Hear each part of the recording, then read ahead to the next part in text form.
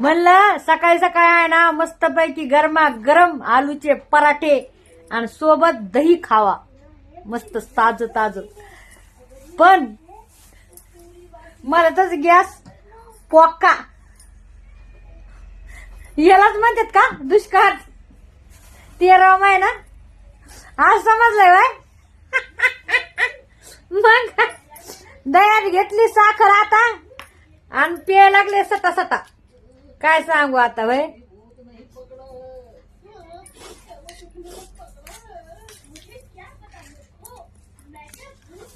रात्री आहे ना काहीच नव्हतं उरलं, जे म्हणजे डाळ बी नव्हती उरली.